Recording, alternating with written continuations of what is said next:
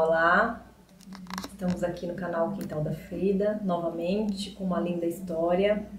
Hoje com a Gabriela Casini. Começando pelos nossos rituais aqui, então curtam o canal, acionem o sininho, compartilhem as histórias de vidas reais, de superação ou não, ou em processo de superação. E lembrando, aqui só um comentário para agradecer as mensagens que a gente tem recebido, de gratidão das pessoas que assistem, das pessoas que curtem, elogiando aqui os nossos contadores de histórias reais, e o canal fica muito feliz de estar cumprindo com o seu objetivo, que é isso, né? Transformar, conectar, né? E espalhar o maior número de mensagens positivas que a gente possa ter, tá? Então hoje o canal tá aqui com a Gabi, que vai contar uma linda história pra gente, em superação, em processo, que ela ainda é uma menina, mas já conseguiu, né, Gabi? Sim. Grandes vitórias aqui. Então ela vai se apresentar e contar pra gente o que trouxe ela aqui ao canal. Gabi? Eu sou a Gabriela Casini, tenho 26 anos, né, atualmente. E hoje eu vim contar pra vocês, né, como foi todo o meu processo com transtornos alimentares, né. Pra quem não sabe, eu tive a bulimia e a anorexia, então 2 transtornos bem fortes, né, juntos, tudo de uma vez. Sim. Então, contando assim rapidamente como tudo começou, eu sempre fui uma criança muito acima do peso, sempre fui criada pela minha avó. Todo esse processo de transtorno alimentar veio à tona aproximadamente com os meus 16 anos, então numa fase importante da adolescência, né, onde a gente está se transformando e quase sendo uma mulher, com responsabilidades, enfim. Eu sempre fui uma pessoa que estudei em escola pública, então durante todo o meu ensino fundamental eu estudei numa escola pública. Sempre fui rodeada de amigos, nunca me importei com a minha aparência. E aproximadamente no primeiro colegial, os meus pais eles decidiram me colocar numa escola particular, visando todo o meu futuro, né, numa boa universidade, me preparando já para o mercado de trabalho. Porém, eles não tinham condições financeiras, né, para esse processo. Então, eu fiz uma prova numa escola particular bem renomeada, e consegui passar através dessa prova. Eu consegui um bom desconto para estudar na escola particular, eu e meu irmão, e dessa forma ingressamos nessa escola, que é um colégio muito bacana, tem um ensino muito pra frente. E com essa nova fase da minha vida, numa nova escola, um processo de adaptação que é diferente, você perde seus amigos, né? No colégio passado, eu já sofria o conhecido bullying, né? Que na época não era muito relatado, mas existia. Porém, eu lidava de uma forma mais... tentava levar o mais leve possível, então não me importava muito, levava como uma brincadeira, tentava escapar dali, daqui. Na nova escola, conheci amigos maravilhosos, fiz amizades novas, me sentia bem mais insegura, isso é natural por conta, né, do ensino, que era mais pesado. Mas também comecei a sofrer o bullying de uma forma mais pesada, então tinha um grupinho ali da minha sala que sempre me zoavam, baleia, gorda, obesa. Dessa forma eu fui guardando todo o xingamento que eu ouvia, achando que isso ia me fazer superar, mas eu não entendia que isso só estava me levando ainda mais pro buraco. Tudo começou, né, em relação aos transtornos alimentares no final do ano, quando eu fui fazer uma apresentação, estava no colegial dessa escola nova, e eu tocava bastante violão, aprendi a tocar sozinha, depois meu pai me colocou num curso, eu gostava muito porque era uma forma que eu usava de me expressar. Então eu tinha um caderninho ali que eu escrevia letras, e escrevia poemas, escrevia frases, e eu ia transformando essas frases em música. Meu pai, com muito custo, me deu um violão de presente, juntando ali as moedinhas, um pouquinho por mês, ele conseguiu me presentear com violão. E aquilo pra mim foi um momento de muita alegria, porque foi onde eu comecei a expressar, né, tudo que eu sentia. Então toda vez que eu estava magoada, que eu estava triste, que eu não estava me aceitando, eu tocava, me distraía e aquilo para mim era uma grande distração. Então, como eu estava dizendo, no final do ano eu fiz uma apresentação. Naquela apresentação eu ia participar com o violão, porque era o que eu mais gostava de fazer. Eu já estava um pouquinho insegura, porque meus pais não puderam ir na apresentação devido ao trabalho. E eu tinha muita vergonha, eu sempre fui muito tímida. Então, sempre que eu me apresentava, eu olhava ali para uma pessoa que eu conhecia e eu apresentava ali para aquela pessoa. Eu não via o contexto, né? O resto. E naquele momento eu não tinha ninguém, né? Meus pais, não tinha ninguém conhecido. Então, eu já entrei meio apreensiva. Mas fui com a cara e com a coragem. E ali no meio da apresentação, tocando meu violão, uma pessoa me chamou de baleia. E naquele silêncio ali, né, do teatro, foi bem audível. Bom, então naquele momento eu fiquei sem reação. Não sabia se eu saía correndo, se eu chorava, se eu falava algo. E a minha professora apareceu assim nas coxias, né, do palco e ela me chamou. E aí eu larguei meu violão no palco e fui correndo e chorando bastante. Ela tentou me acalmar. E quando nós retornamos para a sala principal, o meu violão ele estava quebrado ao meio. Arrancado as cordas e o violão quebrado, a impressão que deu foi que alguém realmente bateu ele contra a parede. E aquilo para mim foi o fim, porque tudo que eu tentava superar através da música é como se aquilo tivesse acabado naquele momento. Acabaram puxando nas câmeras e viram que foi um menino da minha sala, um dos que me zoava, que falava, me chamava de baleia. Como era final de ano, isso tudo ficou por fala mesmo. A direção da escola falou que a mãe do menino deveria me dar um outro violão, porém se iniciou as férias, né? E isso ficou por isso mesmo. Eu acho que ele tinha um problema bem sério com você, né? Sim.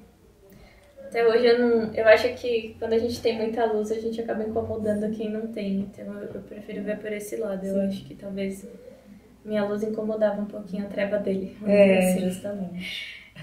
Mas enfim, perdoo com todo o meu coração. Eu acho que o ser humano erra e aprende. Isso é importante. Se ele aprendeu, eu espero que hoje ele seja um ser humano melhor e torço para que seja mesmo. Não tenho nenhum tipo de rancor hoje, né? Hoje eu consegui lidar com isso. O ano se passou, quis sair da escola, meu pai não deixou por motivo de você vai estudar numa escola boa, vai ser alguém na vida. E aguentei mais 2 anos lá, que foi, né, o 2º e o 3º colegial, com esse menino na minha sala, continuou me zoando, sem o meu violão. E eu não tinha ali como me distrair um pouquinho de toda essa bagunça, né? Eu sempre me sentia um pouquinho diferente ali naquela escola, porque não tinha muito dinheiro. No final de semana as pessoas iam pra Disney, iam pros parques, e eu ficava ali com meu pai, comendo sorvetinho. Muita informação. Muita informação. Pra uma menina em construção, né? Sim. Não que isso importe, né? Eu acho que o carinho, o amor de estar em família vale mais do que qualquer programação, né? Mas é que é um momento de questão, né? Sim, às vezes é uma festinha ali que você não pode ir, então você acaba sendo, né, excluída ali do grupinho.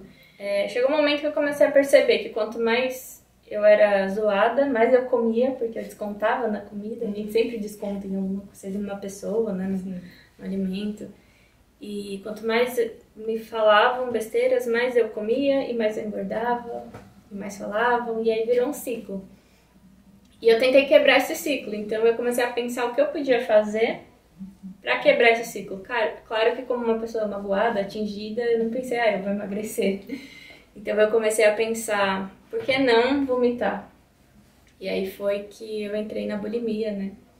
Que é o ato de você comer e vomitar tudo ou grande parte do que você come. E que todas essas questões você foi buscar lá na internet. Sim. A internet, infelizmente, foi um grande aliado, né? Aliás, foi o que me detonou, né? De vez. Eu pesquisava muito em blogs, em grupos, em Facebook. A internet dá muita informação boa e ruim, você tem que saber usar. E quando você tá ali atingida, machucada, você usa pro lado ruim, né?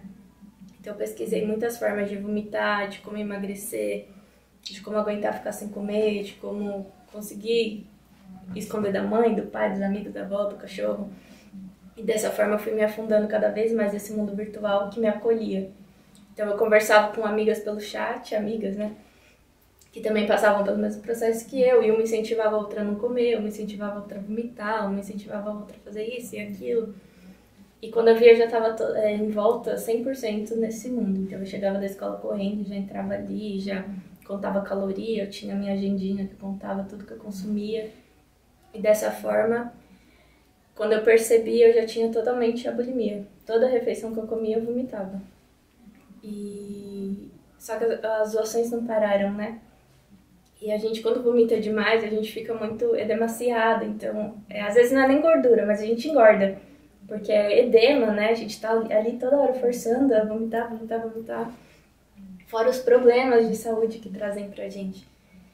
Então, eu comecei a me sentir muito mal e não emagrecia.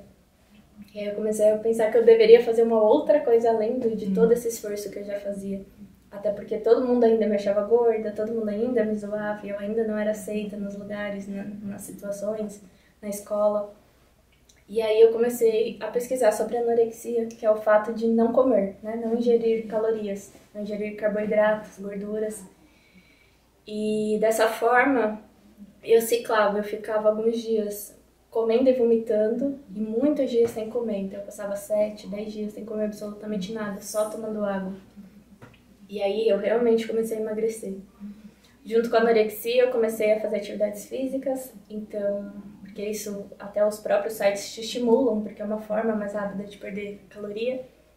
E eu comecei a fazer o balé, que era algo que eu amava. E você aguentava? Ficava no pé na aula? No começo, sim. Quando eu comecei a ficar muito ruim, aí já não dava mais. Mas no balé, eu também achei uma válvula de escape, né? Além de gostar bastante, emagreci, então por que não fazer? Então eu fazia balé, eu fazia atividade física, eu caminhava de manhã, eu corria. Diversas coisas assim que até pode ser normal, né? Uma pessoa saudável faz, mas não com tanta frequência e não tudo junto, né? Então num dia com 24 horas eu gastava 5, 7 horas só fazendo tudo isso. E de uma forma que eu cheguei, com 2 meses e meio, eu cheguei dos 80 quilos aos 39, que foi o mínimo que eu já pesei.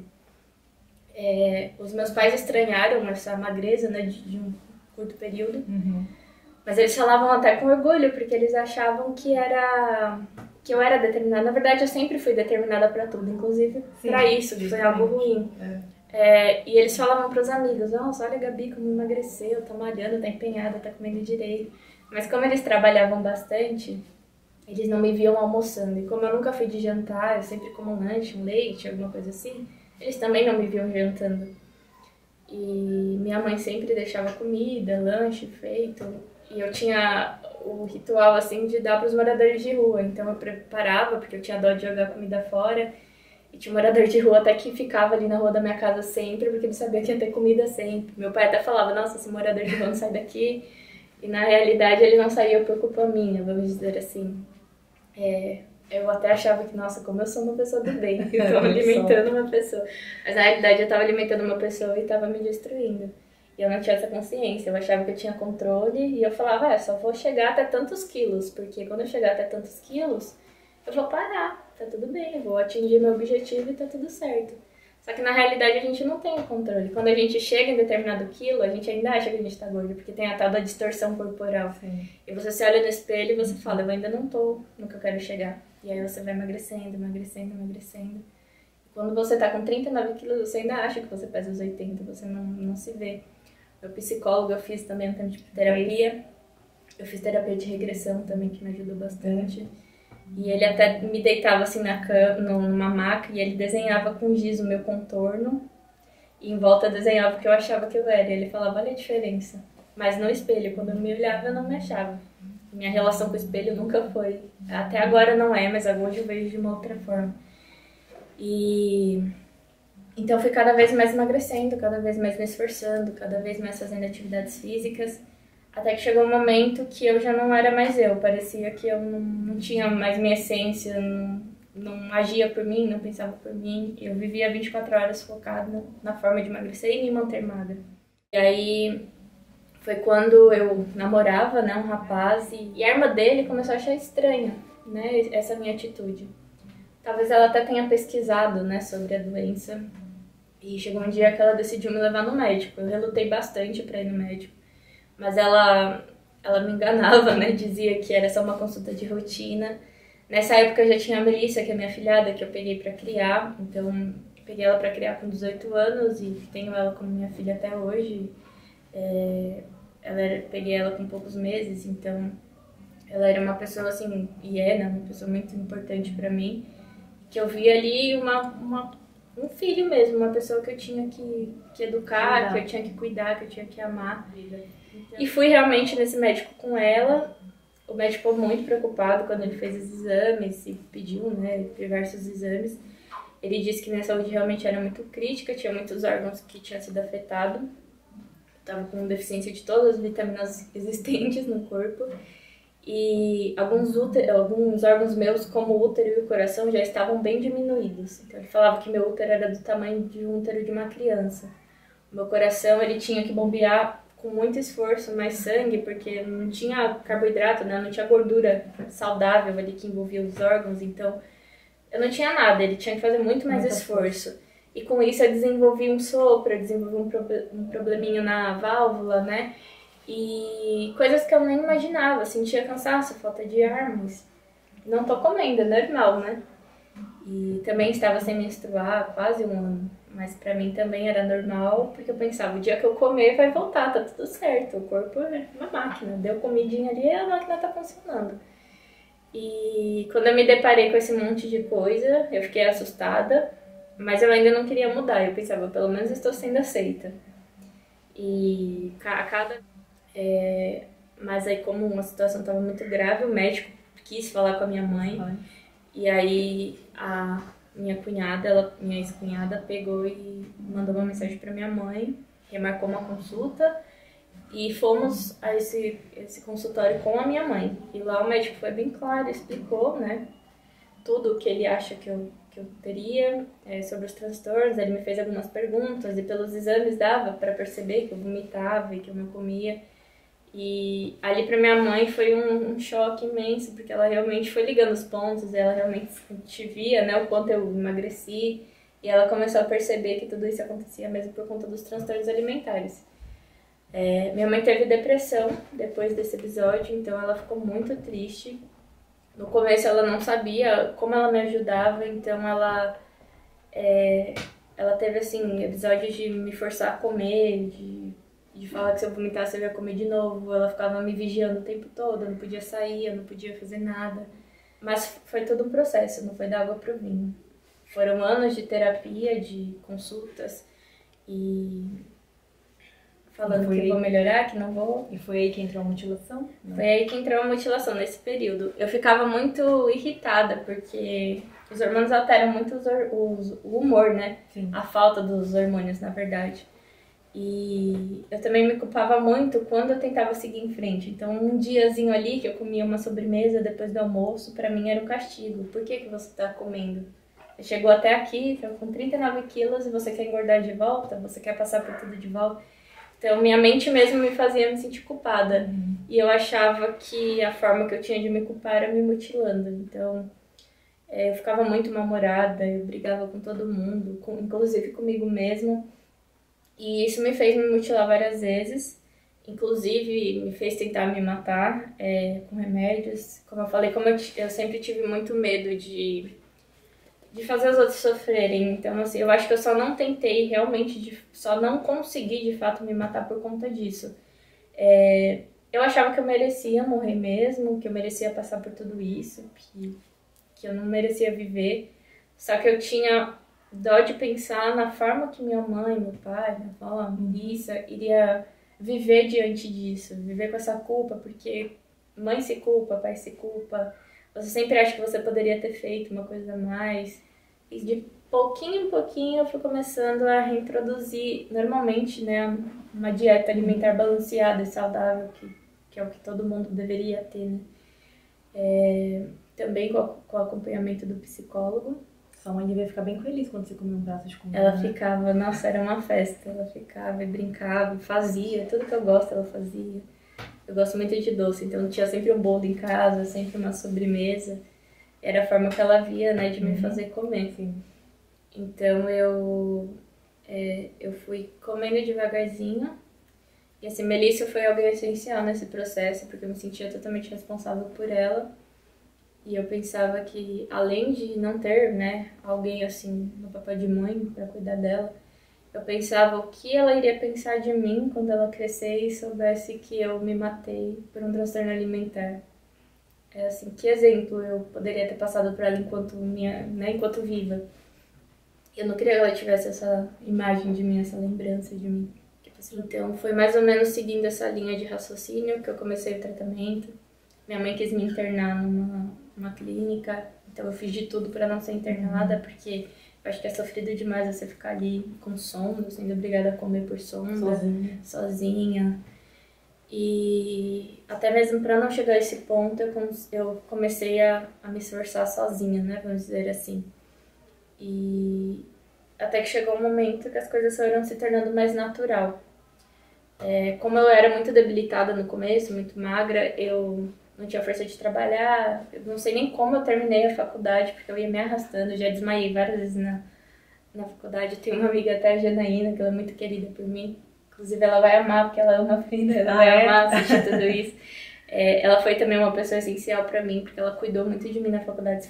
Se não fosse por ela, eu ia aparecer qualquer dia jogada ali em algum cantinho da faculdade, porque ela levava comida pra eu comer, ela ficava controlando o que eu comia, e eu desmaiava, ela já ia, chamava alguém. Então era uma pessoa que estava ali sempre comigo, sempre do meu lado.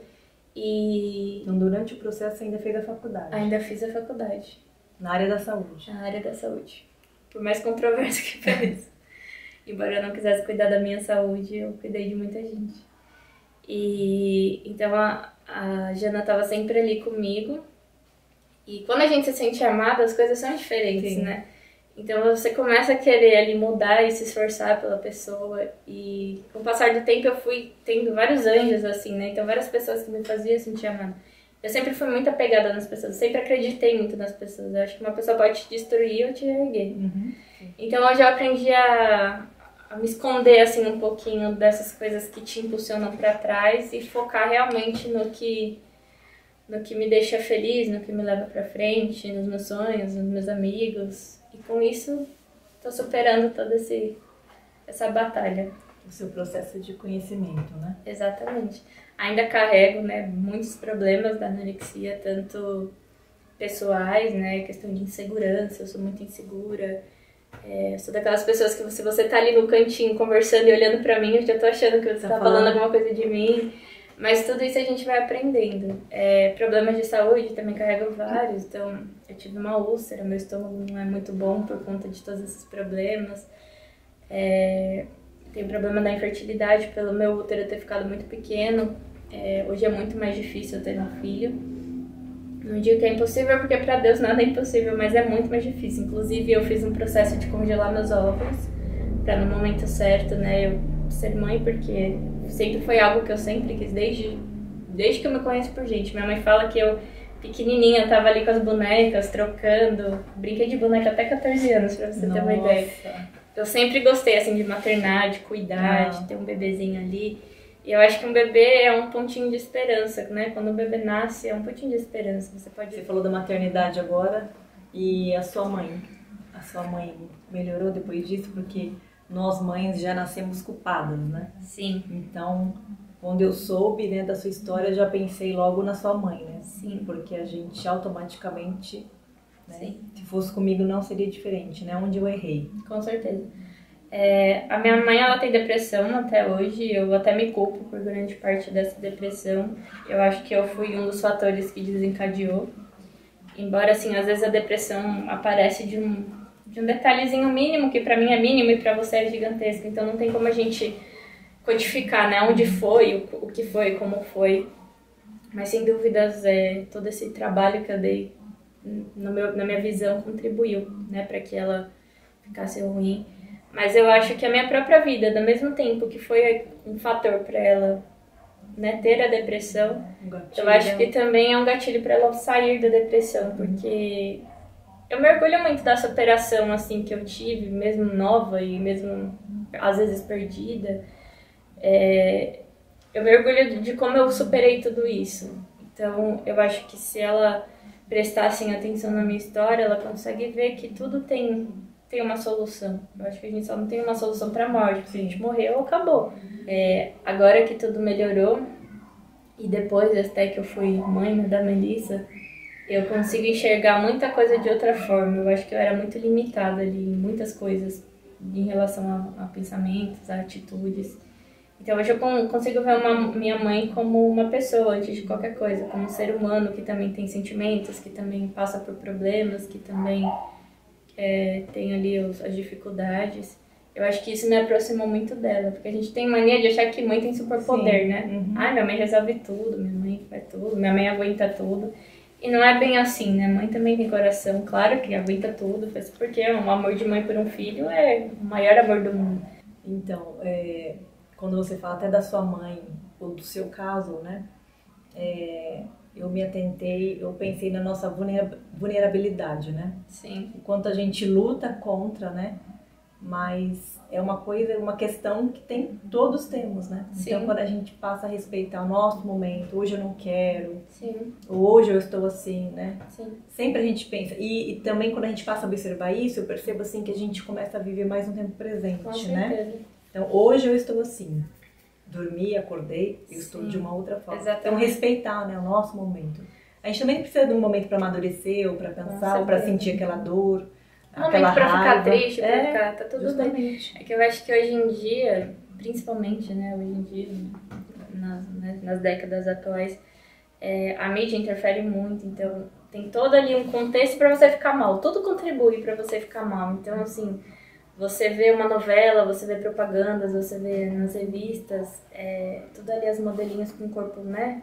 Um padrão de corpo, um padrão de cabelo, um padrão de tom de pele. E isso é muito triste, porque as pessoas não são iguais. Nenhuma pessoa é igual a ninguém. Essa é a graça, né? Exatamente, porque é só mostrar um modelo. E tudo isso contribui para crise de ansiedade, para depressão. Porque a partir do momento que eu me vejo assim, eu não sou igual àquela ali, eu não sou aceita, porque aquela ali tem várias curtidas, todo mundo comenta, todo mundo fala, todo mundo acha bonito, sai em TV, sai em tudo. E eu que sou dessa forma, a impressão que dá é que eu sou invisível, né? Então, assim, eu acho que o mundo contribui, né, pra gente, né, ter esses tipos de transtornos, esses tipos de depressão, de transtornos alimentares. E a questão de tudo é você entender que você não tem que ligar para o que a imagem diz, né? A imagem diz que eu tenho que ser magra, que eu tenho que ser loira, que eu tenho que ter um cabelão, que eu tenho que... Mas o que eu digo, o que eu quero, o que eu acho legal em mim. Até mesmo você viveu isso, né? Você tinha 39 quilos e não era feliz. Exatamente. O peso não define nada, a balança não define nada. Vive bem quem aprende a se priorizar, né? Tem até uma frase que eu gosto, que fala assim, pra você amar uma pessoa, você não pode querer que ela te complete, você tem que querer que ela te transborde, porque você tem que ser completa sozinha. Né? Você tem que saber se amar sozinha. Isso começou a fazer todo sentido pra mim. Você não tem que fazer ninguém feliz, exatamente. Você já tem que vir feliz, né? E quando eu comecei a pensar, né, nesse sentido, eu me livrei de um relacionamento abusivo que eu tive por muitos anos. E acabei tendo um relacionamento com a Sara, que foi algo assim, que eu nunca imaginei viver.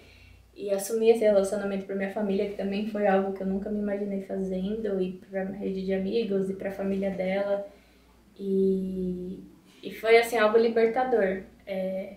Porque eu me culpava também. Quando eu comecei com o meu relacionamento com a Sara, eu falava, gente, mas eu sempre namorei 5 anos um homem, e como assim, do nada eu vou falar que eu tô uma mulher? Mais uma vez, pensando no que as pessoas iam falar pra mim.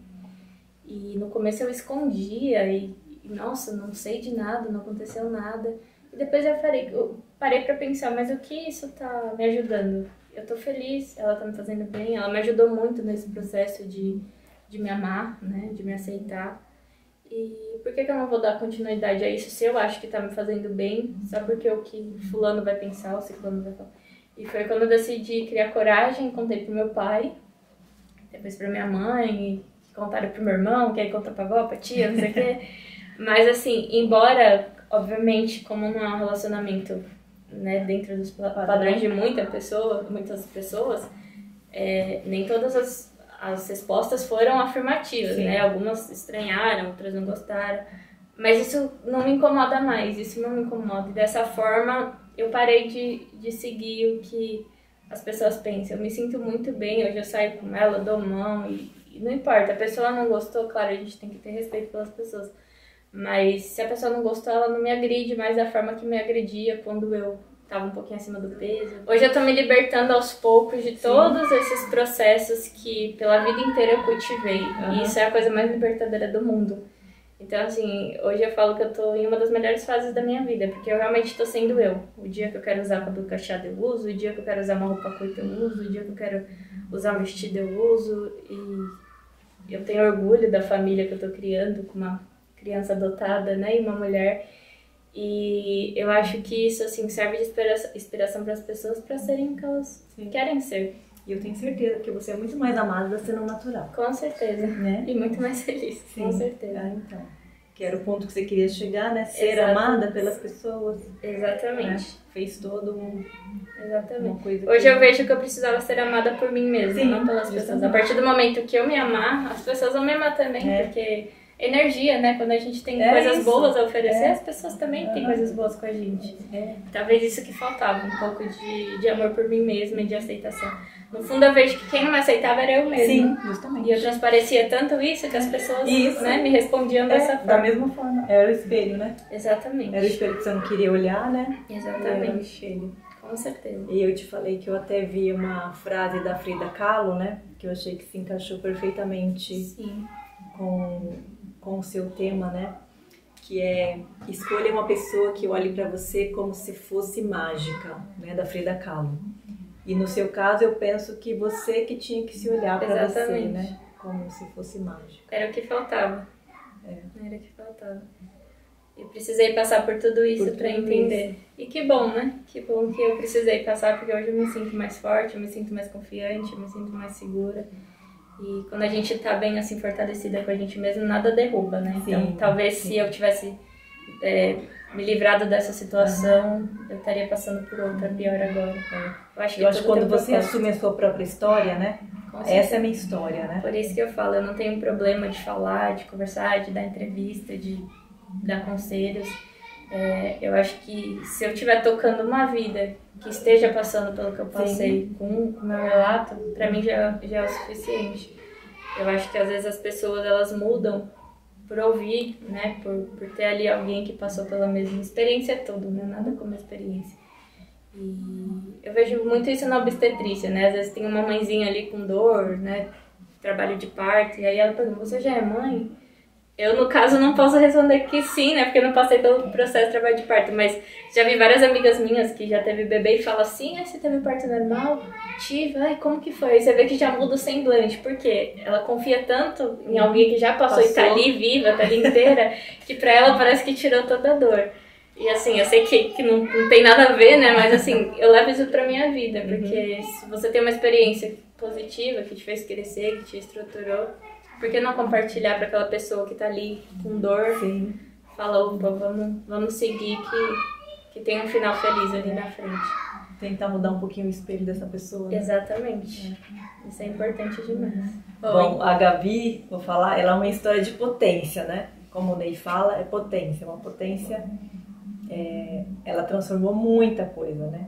Eu não sei se você tenha assim, esse leque, assim, essa abertura de observar quanta coisa você superou, né? Sim, hoje sim. Sim. Hoje eu vejo e até pra finalizar eu tenho dois finais felizes, né, pra contar. 3, porque assim, acho que o principal foi a minha evolução diante disso. Então, como você falou, hoje eu consigo ver muita coisa que eu superei. Eu tenho uma amiga, a Bárbara, que ela trabalha comigo e ela brinca. Ela fala: você é muito mais nova que eu, mas parece que você tem 55 anos, porque o que você já me contou, né, de história e de ensinamentos, parece que você é uma pessoa idosa que já viveu, assim, 100 anos. E é muito engraçado isso, às vezes eu tenho mesmo essa impressão. E talvez até eu tenha precisado passar por isso, porque em algum momento eu vou conhecer alguém que eu realmente precise, né, falar e aconselhar. Então isso é muito importante. Mas falando sobre superação, eu, como eu falei, fiz a faculdade de enfermagem, né? Fiz numa faculdade na Moca. Quando eu estava no último ano da faculdade, eu estava naquele processo ali de ainda bem magra, mas né, já caminhando ali para melhora. Eu tava com essa minha amiga, Janaína, num restaurante ali que tinha na faculdade. E um menino veio e pediu o meu telefone pra Janaína. E eu sempre muito tímida, né? Já quer sair correndo, né? Pra quê? E aí a Janaína conversou com esse menino e falou que ela não podia passar, né, o número sem a minha autorização. E aí quando eu vi que o menino tava falando de mim, eu já saí correndo. E depois ela foi atrás de mim, Gabi, não sei o quê. E eu falava, quem é esse menino? Deixa eu ver esse menino, pelo menos. Que como você vai passar meu número assim pro menino que eu não sei, né? Se eu vou gostar, se eu não vou. Quando ela me mostrou o menino, foi assim, parece que o mundo parou. Adivinha quem era o menino? Foi o menino que me chamou de baleia. Mentira! É verdade. Ele fez a faculdade na mesma faculdade que eu. E ele, em algum momento, teve interesse em mim. Mas pra você ver como o mundo dá voltas. Nossa! Mas ele sabia que era você? Eu não sei se ele sabia, porque eu não quis nem falar com ele. Provavelmente não sabia, porque eu mudei bastante, né? Eu emagreci bastante, mudei a cor de cabelo. Acredito que ele não sabia, não sei também. Eu acho que ele não seria tão cara de pau, vamos dizer assim, de pedir meu telefone depois de tudo isso. Mas de qualquer forma, o mundo dá voltas. É uma coisa muito engraçada, né? Nossa, não dá nem pra acreditar, mas foi o que aconteceu. E eu não passei meu telefone, depois acabou a faculdade, né? E nunca mais tive contato, mas eu pude ver como as coisas são engraçadas, né? O mundo dá muita volta. Era o seu olhar sobre você. Exatamente. Né? E a segunda coisa feliz é que depois eu ganhei um violão novamente. E vou até mostrar o vídeo porque foi muito emocionante. Meu pai juntou ali um dinheiro e ele com a minha mãe foi comprar um violão lindo, preto, do estilo assim que eu gosto. E ele pôs assim numa caixa e eu tava no quarto trocando a Melissa, que tinha saído do banho. E ele veio com essa caixa e falou, olha, deixaram pra você. E falei, bom, não comprei nenhuma encomenda, nada, mas né, vai saber se alguém quis deixar um presente. E imaginei até que foi ele que comprou, mas assim, não imaginava que era um violão. E era uma caixa muito grande, então quando eu abri tinha uma caixa do tamanho do violão. Eu já falei, opa, mas não deve ser, né, peraí. Aí quando eu abri a caixa, que eu vi a capa, assim, o violão preto, aí eu comecei a chorar. E não conseguia falar, e minha mãe gravando, então foi um momento muito emocionante. Foi ali que me deu, assim, um pouquinho de ânimo, sabe, pra tentar de novo. E todas as músicas ali que eu tinha guardado, que eu escrevia, poema, que eu transformava em música, então me reacendeu ali a velhinha da vontade de fazer de novo. E aí com isso, óbvio que é um processo, eu ainda não saio tocando, mas isso me deu mais vontade. Eu comecei a gravar alguns vídeos, postei alguns, né, nas redes sociais, assim, melhor, e eu vejo que eu tô retomando algo muito importante que foi na minha vida, mas de uma forma menos sofrida. Porque eu não preciso tocar pra... Porque vira um trauma lá Exato. atrás. Eu não preciso tocar pra esconder meus problemas ou esconder minhas falhas. Eu toco por ser eu. Agora você pode cantar umas músicas bem felizes. Exatamente. Assim. Não precisa aquela choradeira toda, né? E é isso aí. Quem sabe no próximo vídeo eu tô grávida e tocando violão. Justamente. Só não sei como vou conseguir, mas a gente tem. Põe num banquinho. Assim. Pois é. Quem sabe? Bom, então, desfecho, né, pra gente finalizar, ou não finalizando, quem sabe, como ela disse, ela já volta, né, pra contar outra história. Eu agradeço a Gabi de ter, bom, como vocês viram, ela é uma menina que fala muito bem, né, fala muito, é muito clara com as palavras, né, já consegue reconhecer suas emoções, consegue lidar melhor com elas. A Gabi poderia ser minha filha, né? Porque, inclusive, ela é amiga da minha filha. Foi a Eduarda que trouxe a Gabi para a família também, né? Lá atrás, no tempo de NX0, né? Aquelas filas imensas. Dormir em fila. Isso. Então, eu fico muito feliz da Gabi ter se recuperado assim. Então, né? Não são todas as histórias que terminam, né, Gabi, com um final feliz. Infelizmente. Mas a Gabi tá aqui para contar a história dela e poder ajudar o maior número de pessoas e se conectar também com essas pessoas, que é o intuito do canal, né? por isso, claramente, que a Gabi foi convidada, assim, e aceitou prontamente, lindamente, vir contar a história dela. E a gente fica muito feliz com, né, com a recuperação dela e dela ter estado aqui com a gente. Eu que agradeço pela oportunidade. É sempre muito especial quando a gente consegue ajudar alguém. E seu trabalho é muito lindo aqui nesse canal de fazer as pessoas, né, superarem o que for necessário. É isso. Eu sou só, como eu falo, eu só sou um meio, né? As histórias não são minhas. Mas a gente precisa desse meio. Às vezes um meiozinho desse é o que motiva a gente a superar. Bom. Isso é muito legal. É isso. É você dizer isso também, né? A gente procurar novas histórias. Exatamente. Né? E como eu agradeci já as pessoas que falam do canal e também agradeço as pessoas que já estão entrando em contato com a gente, né? Para contar as histórias, né? E a gente fica muito feliz, né? E satisfeito que a gente está alcançando o intuito, né? Que o canal se propõe. Então é isso. Gabi, obrigada, viu? Obrigada a você. Mesmo. E é isso. Até breve.